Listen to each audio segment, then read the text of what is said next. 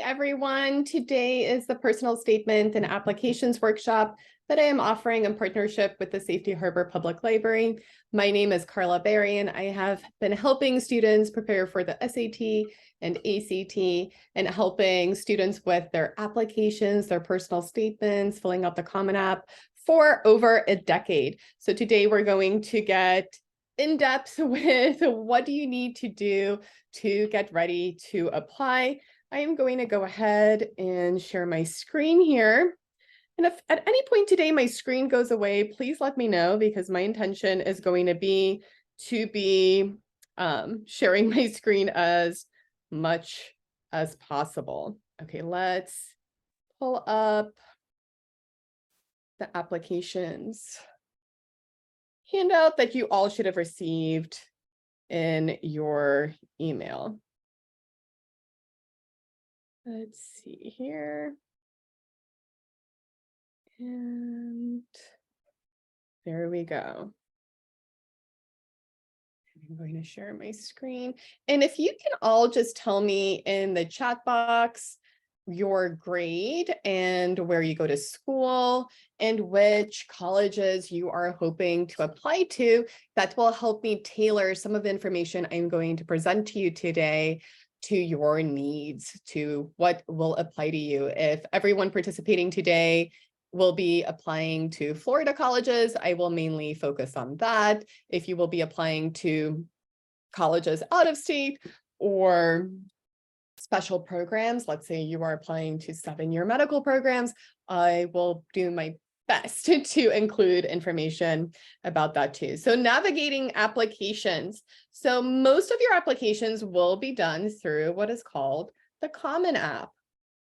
And that is just a website called the Common App, and it helps organize all of your applications in one spot. So you're able to apply to multiple schools pretty much at the same time. You still submit your applications individually, but all the information about you only have to enter once. So you're going to enter information about yourself, your high school, what classes you've taken, your GPA, your test scores, even your family, and that is all organized in one spot in the Common App. And then there's also individual questions for each school. So let's say you are applying to UF, there will be some UF specific questions that you can answer in the Common App, but you won't have to redo all of that general information.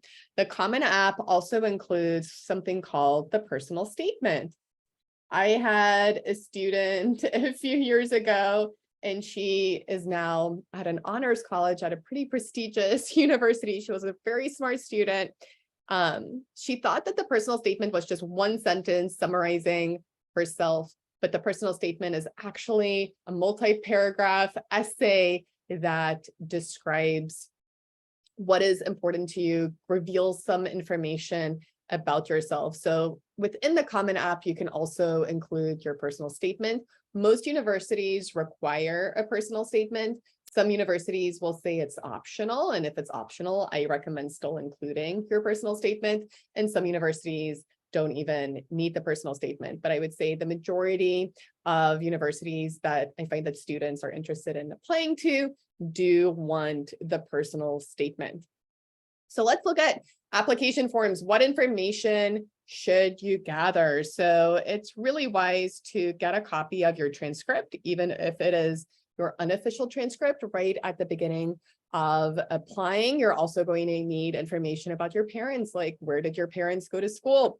What did they study? What did they do for work? So I'm going to pull up the Common App here on my computer, and then it will make it a little easier for you to see. And you can totally open up a Common App account now. So applications don't open until August 1st of this year, but you can start filling out information now.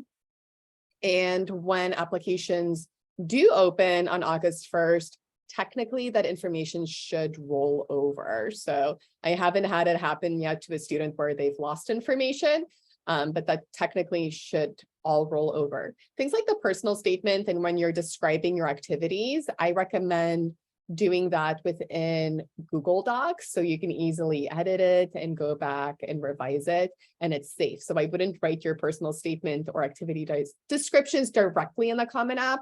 I would copy and paste it over. So I am signed in here in the Common App.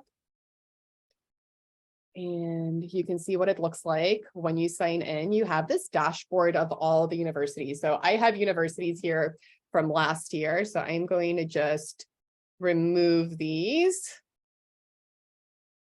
So this was from last year when I showed students how to do this. And you can see all these deadlines have passed. They show here FGCU, November 15th, 2022, the deadline has passed. And this is just a practice account. But let's look here. So let's say you are signing in for the first time. It's going to look something like this. You're going to have no schools on your dashboard. And then you can go to the college search. And let's say we put in UF by a raise of hands. Is anyone going to be applying to UF?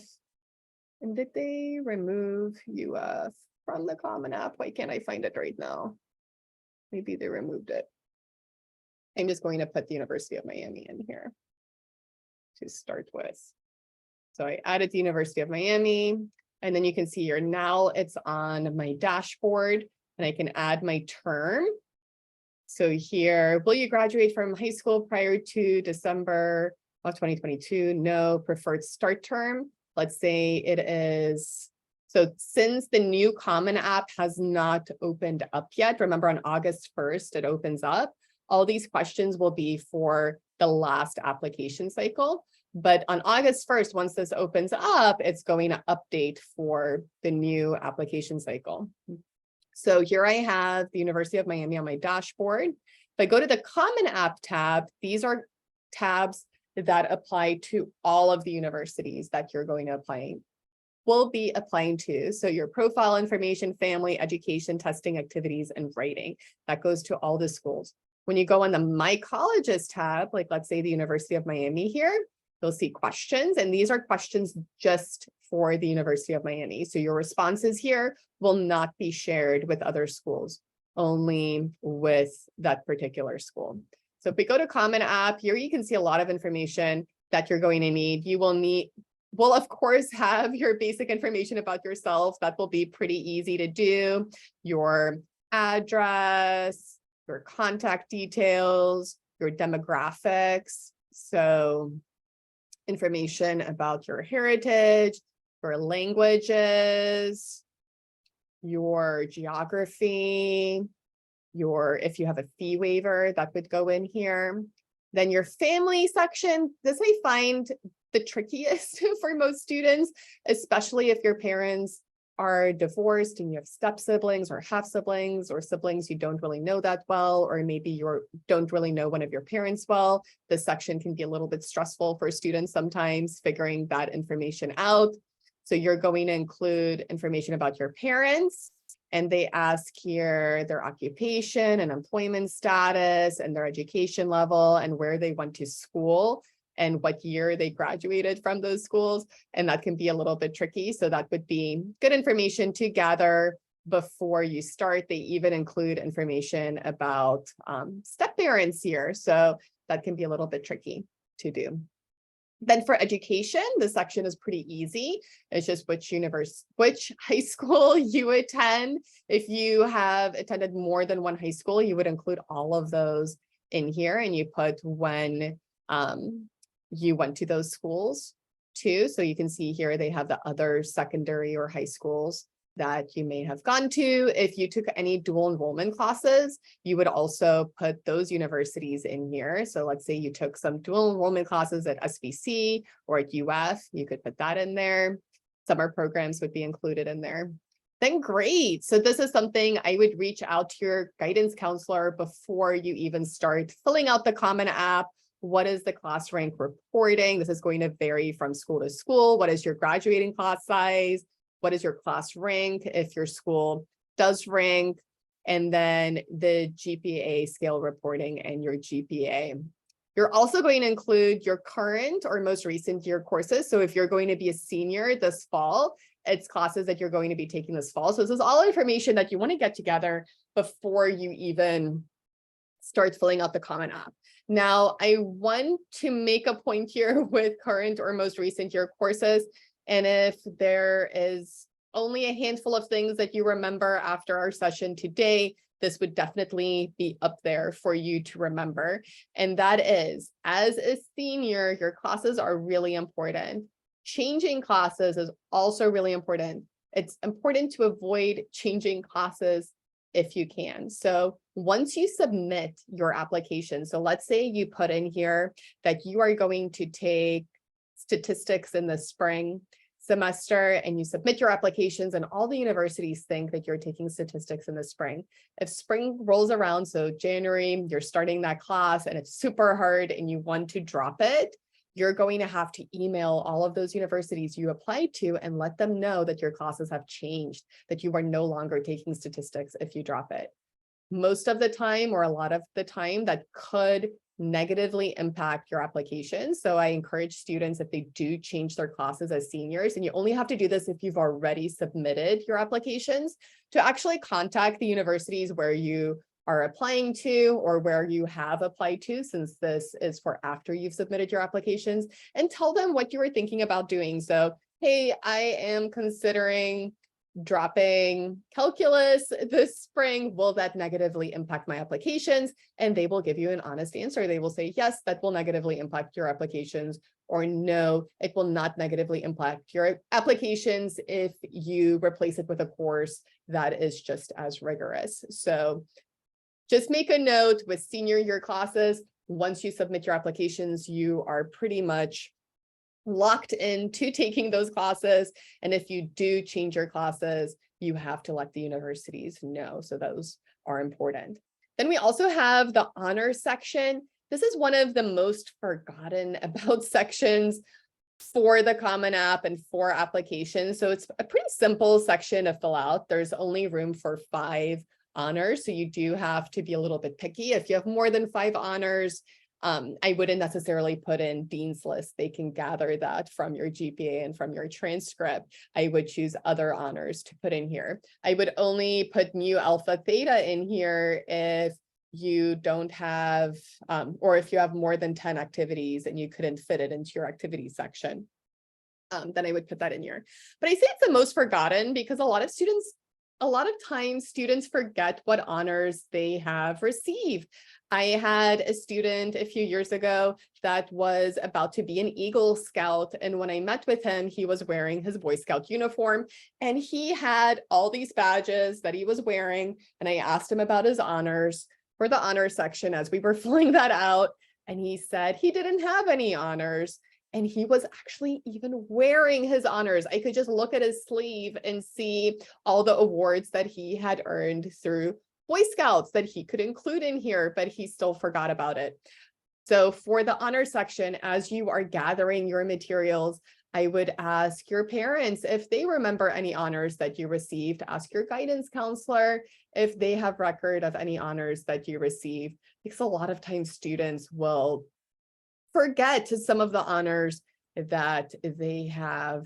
I had a student, now it's probably close to 5 to 10 years ago, probably a little over 5 years ago, that went to Admiral Farragut and he was applying to university and we thought we included all of his honors. He checked with his parents. We had them all listed on his application, and after he already submitted his application, his mother found a folder that had even more honors in there that we didn't know about. So definitely make sure that you are giving yourself credit for all your hard work throughout high school. Then we also, so you can see here, there's only 5 spots available for honors. There's also community-based organizations that you may have received help from, and then your future plans. So when you're filling out the specific colleges questions, so let's say you are answering UM's questions or FSU's questions, they're going to ask you what major you are applying to, and you do want to make sure that your major matches up with your future plans, that all makes sense. Then there's also this testing section, so any tests that you've taken that you would like to report. specifically the SAT or the ACT. So this is also important if you are applying to test optional schools and schools where you have to submit your scores. So let's say I am applying to one school that is test optional. I would want to make sure that I clear this information from the testing section of the Common App before hitting submit for that one school. So you don't want to share that information if you're applying test optional. So you would need to come back in the Common App and just remove that information if needed. So you can put in future sittings too. So let's say you are a senior and you're applying in October, but you're still planning on taking the December SAT. You can say, I still expect to take the December SAT. But most of the time, I recommend that students wait until they have the score that they want before applying. And you would just put those scores in here. So when we're talking about application forms, what should you gather? That's what I'm thinking about. I'm thinking about what is in that Common App. There's an entire activity section too. Let's actually go back and take a peek at that too. But we have our application forms, right? What should we gather? So we have our transcript, our honors. We're going to take a look at the activity section in a second. I have your Common App versus Coalition App. The Coalition App is similar to the Common App. I don't find that students in Florida apply to Coalition App schools that often, so I don't include it in this workshop, but just know that it also exists. So if you don't see a school on the Common App, go check the Coalition App. And then some schools, you will also be able to apply to them directly without using the Common App or the Coalition App. Then I have on here supplemental essays. So remember those individual college questions. Sometimes those questions are just basic yes, no, you just click a button questions.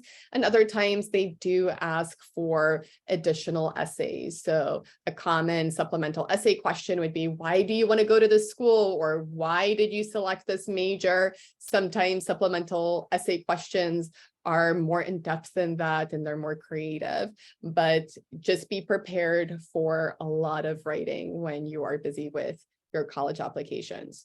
I have your proofreading for consistency. So remember when I mentioned your future plans need to match your major, that's what I mean there. Once you have your entire Common App filled out, before you hit submit, they will give you an option to download a PDF or preview a PDF. I highly, highly recommend that you do that and you look at that PDF, have your parents look at it, read through it yourself really, really carefully, see if you catch any mistakes. I have at least one student every year reach out to me, or the parents reach out to me to let me know that the student submitted their application and then they realized something was omitted that should have been included. I had a student, I think it was last year, that misspelled their name somewhere in the application, which is super embarrassing. And they had to reach out to the schools to get that fixed. So definitely make sure that you are proofreading your application very carefully. So this activity section, other than the personal statement, I think the activities take probably the longest for students to fill out. Could you, let's see in the chat box. Oh, I did not activate. Sorry, you guys. I asked you to do something and you couldn't even do it. You should be able to send me a message now in the chat box. So in the chat box, just put your grade, your school, and where you plan on applying to. So the activity section, so you should be able to communicate with the chat box now and the Q&A feature. But the activity section takes a ton of time, and it makes sense that it takes a ton of time because it's where your time goes throughout high school. So there's room for 10 activities. If you have more than 10, you're going to have to curate it for the Common App. So you may need to omit an activity or two. Some schools allow you to also submit a resume. So if you have more than 10 activities or information that didn't fit into the Common App, you could create that resume. But for most students, I do not have them create resumes. I don't think it's necessary. It's really a case-by-case basis. I had students a few years ago, twin identical sisters, who had so many activities. I do not know how they slept or ate or were able to go to school with how much volunteering and sports and activities they had. It was just pages and pages of activities, and they 100% needed to use resumes whenever a school allowed that so that they could get credit for everything they did. But that's not the case for most students. I think most students have, let's say, 5 to 8 activities, and some students are able to max out the 10, but if you do not have 10 activities, don't feel bad. I do want to say though, if you are younger, so if you are not in 12th grade yet, if you're not going into 12th grade and you have the opportunity, or even if you are going into 12th grade and you have the opportunity, if you, and by opportunity, I mean, if you do not have 10 activities, so you have space here and you have not volunteered that much yet, I would 100% recommend, if you're able to with your schedule, to add some volunteering as an activity. So find a volunteering opportunity if you can and engage with it as much as possible. It's never too late, especially if you have that hole in your application and you do not have that much community service or volunteering yet. So I see some of your responses yet. Palm Harbor University going in at 12, schools in Florida, USF, Florida schools here, all mostly planning for Florida schools, which is great. So for this activity section, you can see you have 10. Something I want you to note is that it doesn't necessarily have to be a school-sponsored activity. And it's really nice, they have up here what counts as activities. So arts or music, clubs, community engagement, family responsibilities, hobbies, sports, work, or volunteering, other experiences that have been meaningful to you. So sometimes I have students that it's just what you would expect from a traditional student. So they have, let's say, swim team or football or gymnastics, and then volunteering at the hospital and a couple of clubs at school. That would be a pretty normal thing to see for college applications. Other times I have students where, let's say, they play soccer and everything is soccer. So club soccer, school soccer, they volunteer with soccer camps. It's just all soccer, and that's okay. You're all different. And I don't want you to worry too much about, I had the one soccer player student, she had so much soccer that she omitted some of the soccer from her activities because she felt that it didn't make her look well-rounded. It was just too much soccer, but that's what she was spending all her time on, so she needed to include it. So instead of thinking about, am I well-rounded, I want you to think more, do I have some volunteering or work maybe? Those are good things to look out for. So for this section, it's not just school-sponsored activities. If you help a younger sibling regularly with homework at home, that would count as a family responsibility, and you can list that as an activity. If you have an elderly grandparent you grocery shop for, or you mow their lawn, or you help clean up with them or spend time with them regularly, and it's a responsibility that you have, you can include that as an activity.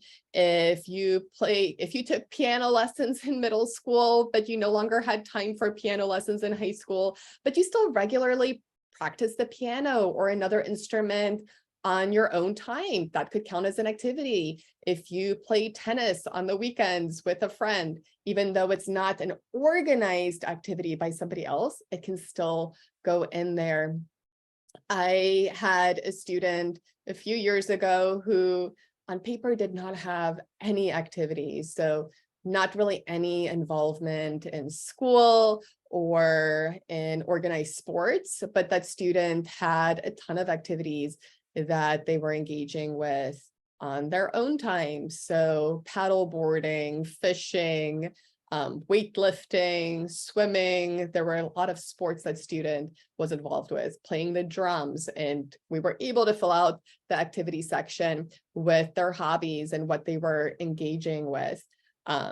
Even though on paper at first it looked like they had nothing. So if you're filling this out and you have fewer than 10 activities, really take a hard look at what you're spending your time on, and if some of those things may qualify for the activity section. You can see here there's a preview button, and that allows you to see what it's going to look like to schools when they view your activity section. So here you can see the grades that the student participated in. It's a school activity during the school year, 2 hours a week, 10 weeks a year. And then there's the option to continue. So do you want to continue this activity in college? Most of the time, I would say click yes, unless it's really an activity that you would not be able to continue.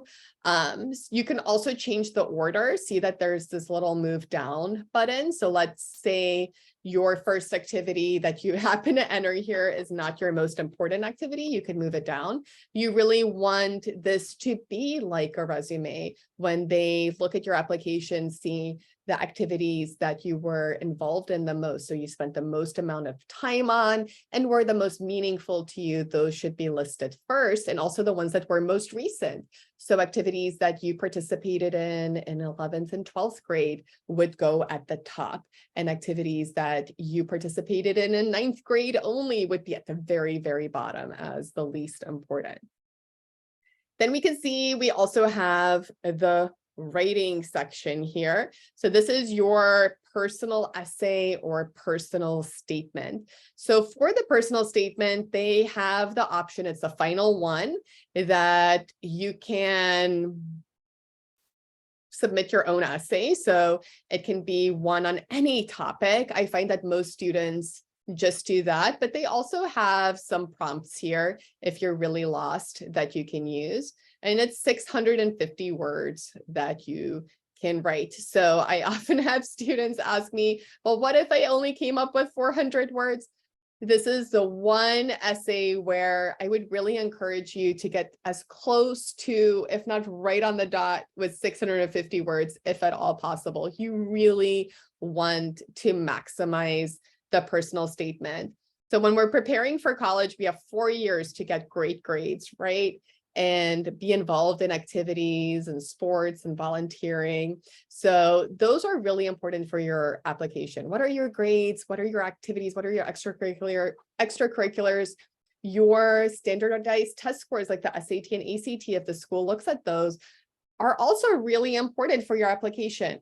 But your personal statement is one of the most important parts of your application. I would put the personal statement right there with the SAT and right there with the GPA, because I have personally witnessed or heard of students that, let's say, have great grades and great test scores, and they're at the top of their class, but they still get rejected from schools. And generally when that happens, it's because they did not spend enough time on their personal statements. They did not take that seriously. A personal statement is something that generally takes weeks, if not months, for students to write and perfect. It's one of the most important pieces of writing that you are ever going to complete, and it can make or break your application. So super important. If you are lacking in, let's say, your grades, I've seen students, or there's one particular one I can think of, a student that lacked a great GPA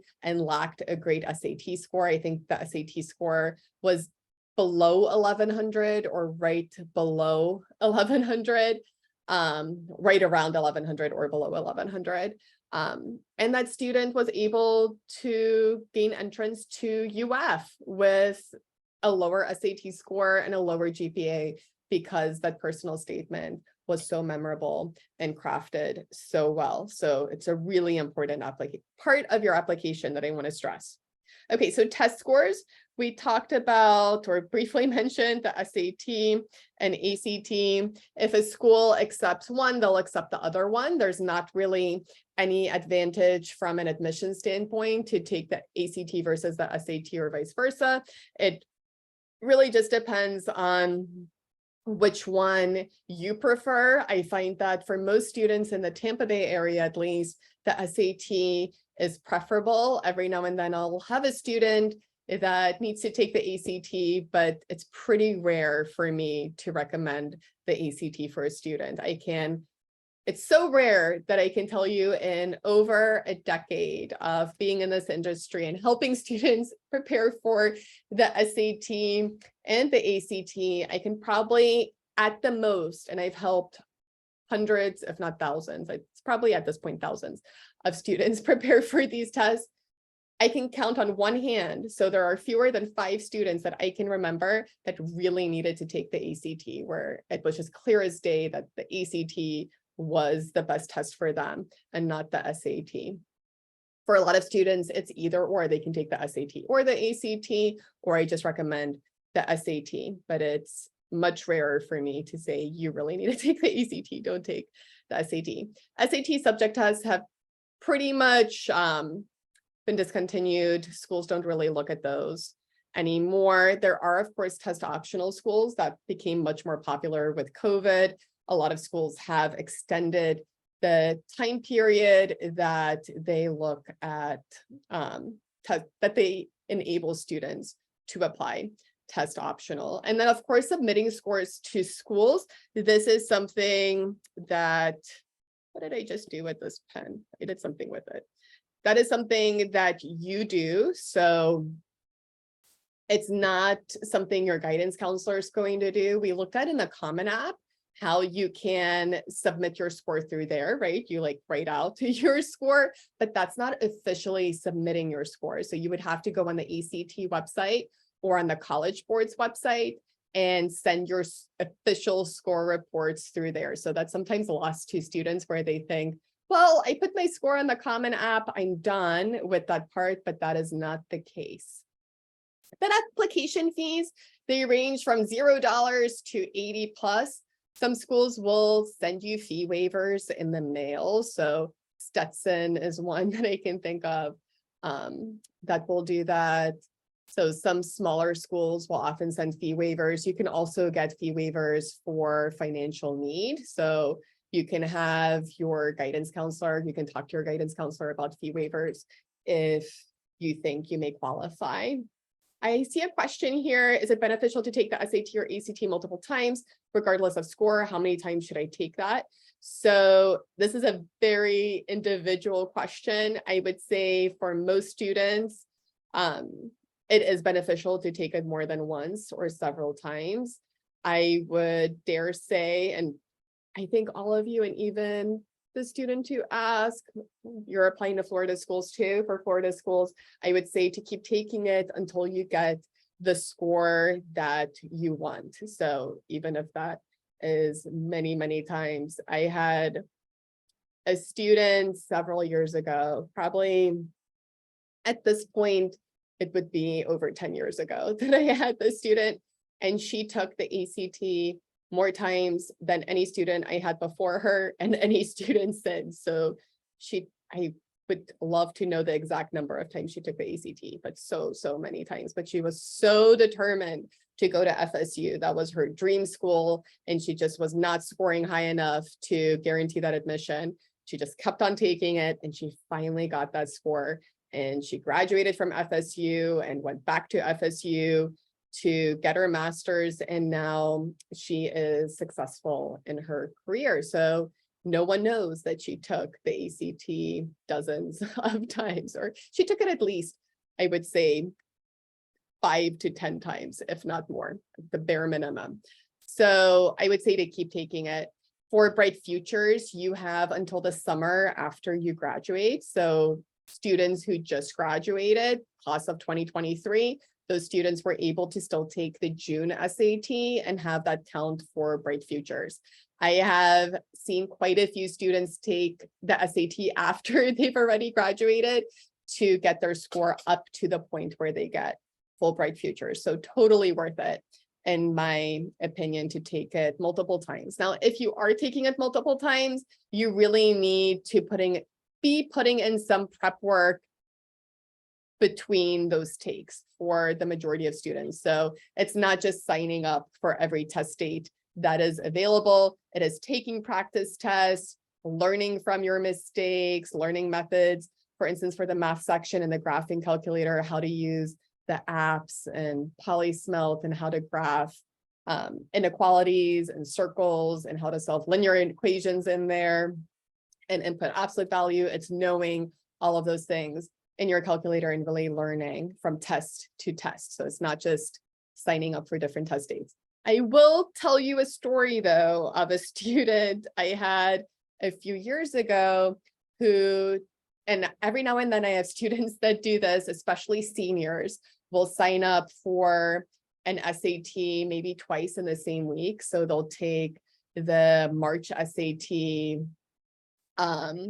the school day one on Wednesday, and then the Saturday one. They'll take both. And I had a student that did that as a junior, and his score on the one test date, and this was just days apart, was over 100 points higher on the one date versus the other one. And he happened to take the test at two different schools. And he said at the one school, the table and chairs were just a lot more comfortable. And that's why he scored so much higher at the one. But that is rare. I would say for most students, you really need to put in prep work between test dates to really see a score difference. Skylar asks, how do I apply the Bright Futures or National Merit Scholarships to my applications tuition? So that is done through your school for Bright Futures and National Merit Scholarships. So once you accept an offer of admission, let's say to UF, the school coordinates that with Bright Futures. You can already, if you are going to be a senior, you can, as a senior, fill out the Bright Futures application even before you qualify. I will say though, with the Bright Futures application, it's extremely anticlimactic when you actually hit submit on the Bright Futures application. So I recommend that students take a screenshot or picture of you have submitted your application, that screen, and just save it to your computer. So if a couple months down the road, you wonder, did I ever submit that application? You have record of it, because it can create some glitches and problems in their system if you go and submit multiple applications. I say that just because it can be a little bit confusing since you don't have a portal to go and check on it. Okay, transcripts. Your guidance counselor's role is to send your transcript. So that's where communication with your guidance counselor is super important. So they're going to send a mid-year transcript. So that will be, let's say, December of 2023 to all the schools that you have applied to so that they can see how you were doing. So fall semester grades senior year are super important. And then they're going to send a final transcript just to the one school that you have accepted the offer of admission. And I will tell you this cautionary tale of a student who fortunately was not one of my students. I just heard about him. He was accepted into his dream school and they offered him admission, and he never accepted that offer of admission. So there's generally a portal you go to online and you accept that offer of admission. He never did that. He just got his acceptance and he thought that was it, that it was just automatic, that the school would know that he would go there, and that was not the case. And he lost his spot at that school, which is just really sad. He did all the work to get there. Okay, let's look in here. So we looked at transcripts, letters of recommendation. So you should generally ask teachers that you had later on in high school. So 11th grade teachers would be great to ask. If you are applying to, let's say, a science program at a school or a science major, then asking science or math teachers for recommendation letters would be really great. If you are, let's say, applying to be an English major, asking your AP Lit teacher would be a great person to ask. Coaches are also often good people to ask. A lot of schools don't even allow letters of recommendation, but when we're starting to look at top 10, top 20 schools, Ivy League schools, then of course they do look at letters of recommendation, and the school will generally say what kind of individual they let you ask. But most of the time it will be a teacher or a coach. I would say plan on asking at least 2 people for letters of recommendation, so 2 teachers. For the majority of schools that just use 1 so that you have a backup in case one of them did not go through. And then what 2 things should you always give to your recommenders? The one is your resume, if you do make a resume, or just a list of achievements. And then you always want to follow up with a thank you. So even a thank you note via an email or a thank you card, just thanking them for their recommendation. I've had quite a few students, once they get to college, also apply to programs as freshmen. So they do not have relationships with their professors yet. And they need to go back to their high school teachers and ask for recommendation letters again for certain jobs or programs. So it's good to just thank them and be on good terms with them and not just forget about them once they submit their letters of recommendation. We're going to come back to essays in a minute, but since I had that question about financial aid, there is the October 1st deadline. So you really want to keep, October, you want to keep October 1st in mind for financial aid. And then there's also the FAFSA. That's something your parents are going to fill out. Even if you are not planning on getting financial aid, a lot of schools will require you to fill out the FAFSA before releasing merit scholarships. So there's merit scholarships and need-based scholarships. Merit scholarships are based on your GPA and your test scores on the SAT or ACT. Need-based scholarships are based on your household income. So even if you are only going for merit scholarships, you still generally need to fill out the FAFSA. Okay, let's look at lingo you should know, and then we'll wrap up with the personal statement. So lingo you should know: early action versus early decision. Early decision is binding. It's a legal contract pretty much with the school. Early action, you are just submitting your applications earlier and you generally hear back from the schools earlier. Early decision means that you are applying to that school and you are committing to going to that school if they accept you, even if you get accepted into other schools that give you better scholarships or might be a better school, you are committing to going to that school that you applied to. Early decision. Candidates reply date agreement. So remember when I said the student who got into his dream school, but then didn't accept that offer of admission, that's the CRDA. So he didn't accept that, so he lost his spot. So make sure that once you get your letters of acceptance that you look at the CRDA and submit your, I am going to this school, for instance. Okay, class rank. That's just your rank at your school. The Coalition app, remember that's just like the Common App for different schools. The FERPA waiver is basically waiving your right to view what your recommender said about you. And yes, you should waive that right. So that means only ask recommenders that you know for sure would have positive things to say about you. So don't ask a teacher that you did poorly in their class for a recommendation letter. Priority date or deadline. So some schools, University of Miami, which I added in here, is a good example of that, will have a priority date or a deadline in addition to their general deadline. These are really important to know. So for for instance, if you don't apply by a certain date, they do not consider you for scholarships. I think it might be November 1st for So let's say you have to submit your applications by November 1st to be considered for scholarships. If you submit your application later, and I'll show you what it looks like here in the Common App to see that. So all I did here is I went on my colleges and then University of Miami, and then you can see the college information here. So if we see deadline information, it says, to be considered for our premier scholarships, you must apply by November 1st. Even though their due date, right, is for regular decision is January 1st. How tricky is that? So you really need to go and look at this fine print for each school.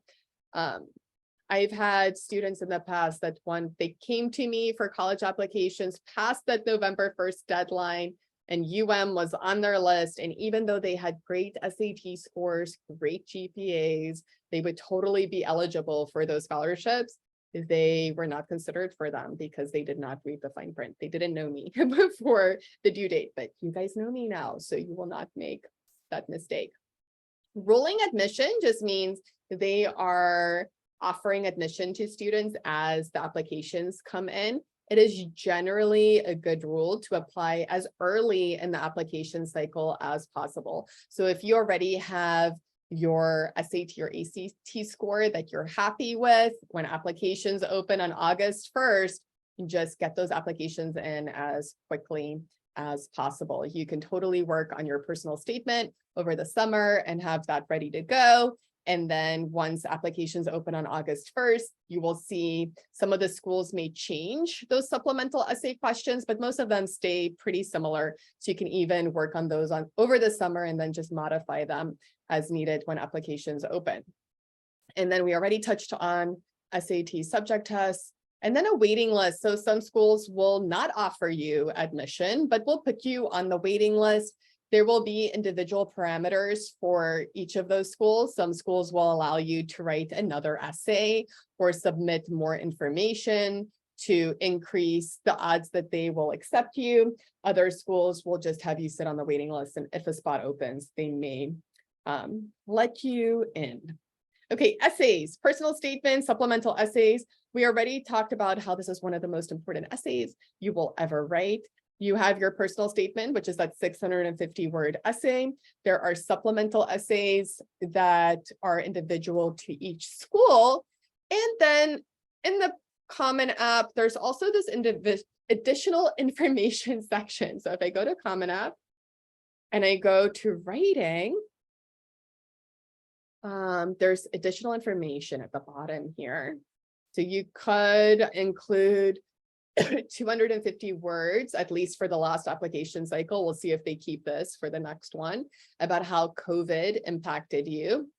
And then there's also another 650-word option here. So this is in addition to the personal statement, where you can provide additional information you wish to share. So I've had quite a few students use that section in the past. It's very individual whether that section applies to you. If you ever are curious about whether you should write about a topic for the personal statement or have another essay about it for the additional information section, feel free to email me and ask, and I'll let you know where you should put it. The additional information section examples of students that wrote for that section would be one had childhood cancer as a toddler, and that just impacted his life beyond his education. So we included that in the additional information section. A lot of times it's maybe medical or family issues that a student experiences in high school can go in the additional information section. Any achievements that maybe do not fit into the other sections. So if you participated in research or some kind of program and you just could not fit it elsewhere. Students that are involved in theater or ballet, the performing arts often have way more than what they can fit into the activity section. So they can put that in the additional information section. So remember, the additional information section gives you as many words as the personal statement. So my recommendation is if you ever have something that you could put in the additional information section, I would have you rather write on that topic for the additional information section and write something different for the personal statement. So you just maximize all the opportunities they give you to give information about yourself. Okay, so the personal statement, picking a topic, keep it specific, make sure it matters to you. And then you can consider all these things when you are picking a topic. So I find that it's generally better to write on something very specific in depth than try to write about a lot of things. Sometimes students can't just pick one topic, so they incorporate two.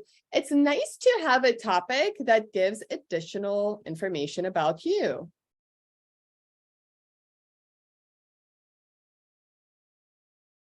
That is not elsewhere in the application.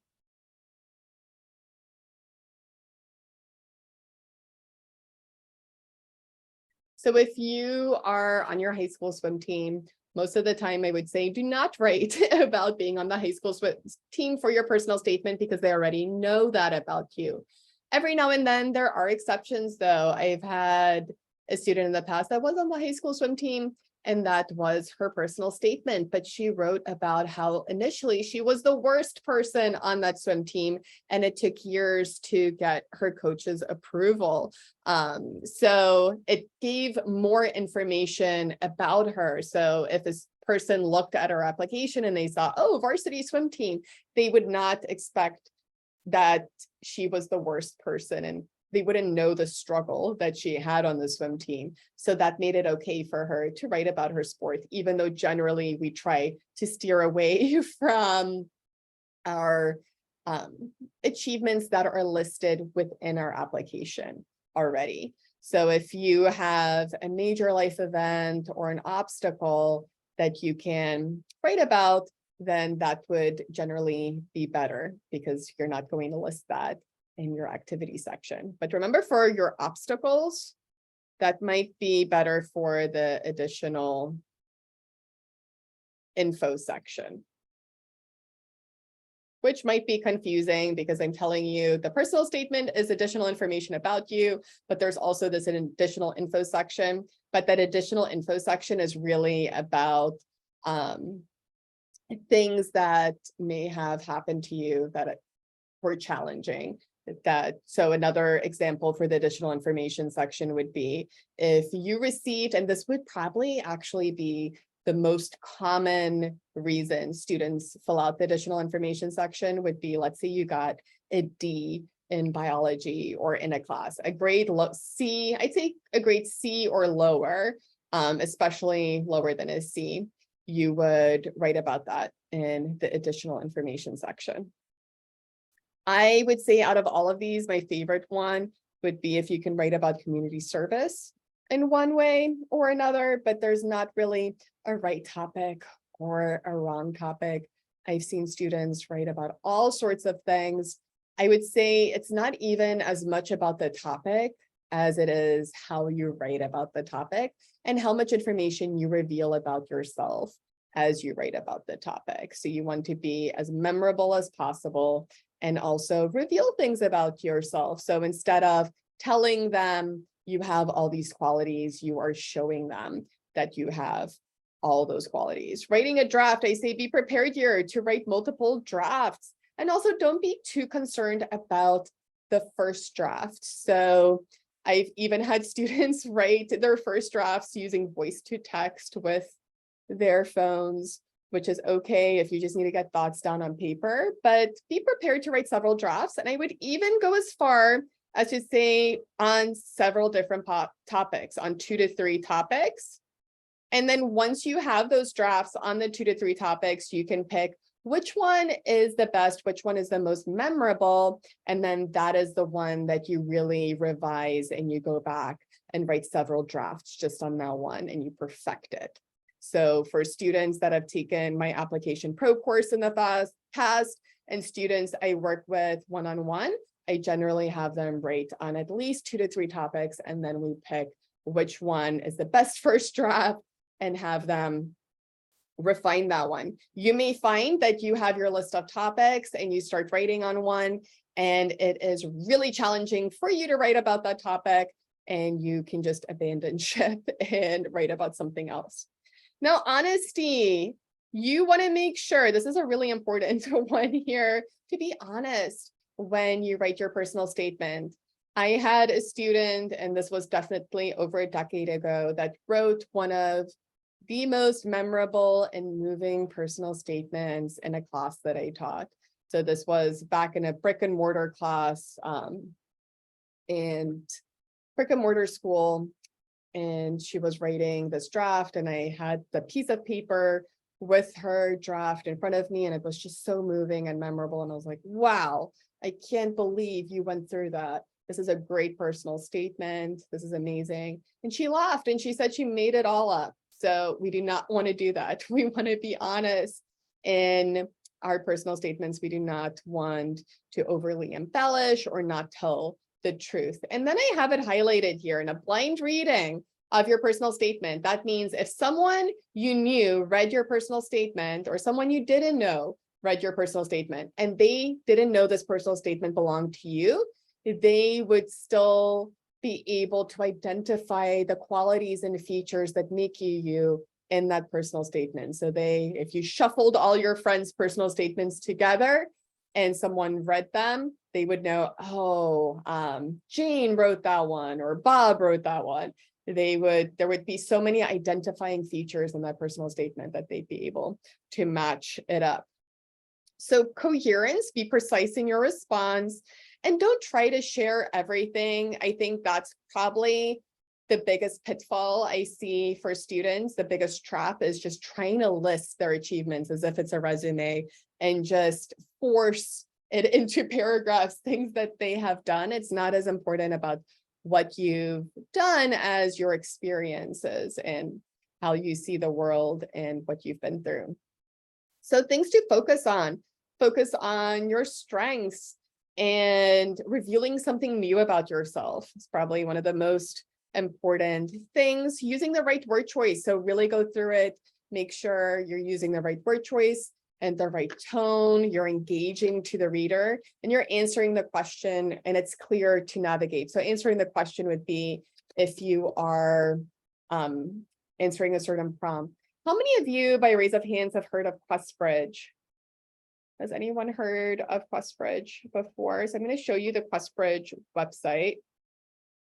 So this is a special scholarship application for lower income students. You have to financially qualify for this, but it's a great program. So QuestBridge is a whole separate application process, and it pretty much matches you up to schools. And if you get accepted, if you win one of the QuestBridge scholarships, you get a full ride to some really prestigious schools. So they match you up. Definitely recommend QuestBridge too.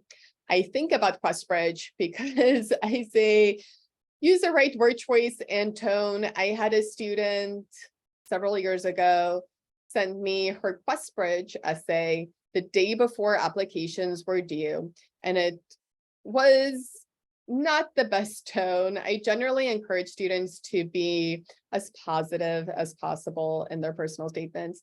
And her personal statement was particularly negative. However, she won the QuestBridge scholarship and she still got in. So take everything I say with a grain of salt. You have to be proud of what you write and be true to yourself. So if I tell you be positive, but you have something to say and you feel really confident and comfortable with what you want to say, and maybe it's not the most positive topic, but you really feel that's what you want to do for your personal statement, trust your gut, and just refine it and make sure that you are at least hitting these other points. You are using your own voice, you're giving them some new information, and you're engaging the reader. Avoid things to avoid. So trite expressions, being vague, being redundant. You don't want to restate the same things again and again. I would be really conscious that whoever's reading your essay may differ religiously or politically. So don't be offensive when you write. Keep in mind that your audience, whoever reads your essay, may not have the same beliefs that you do, and do your best to not offend. And then passive voice. So passive voice, if you avoid using words with is and was and ing or being, if you just do control find in your essay and try to restate those, you will generally avoid passive voice and some bad grammar. And then proofread again and again and again. Have any of you heard of Grammarly before?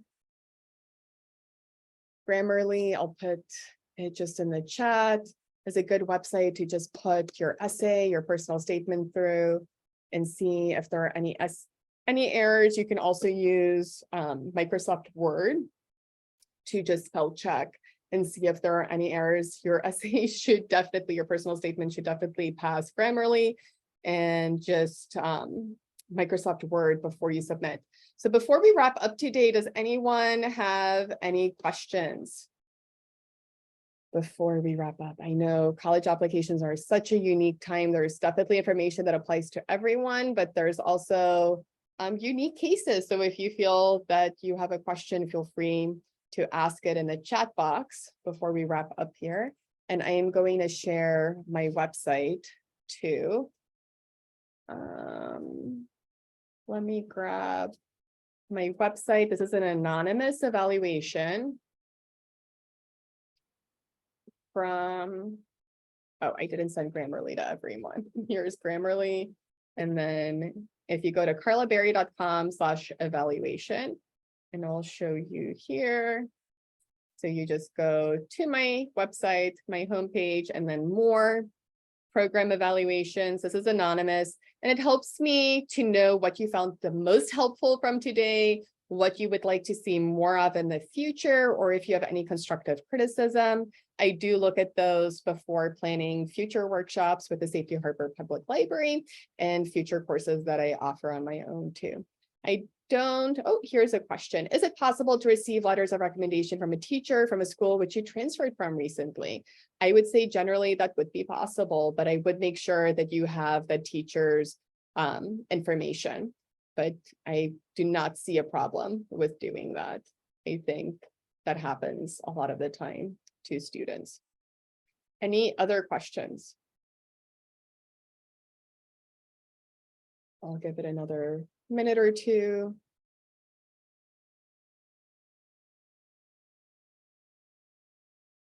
See if there's any other questions.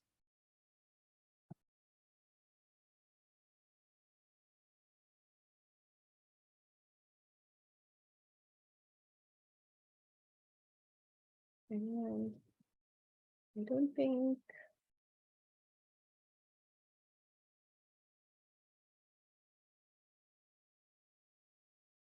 I see any more.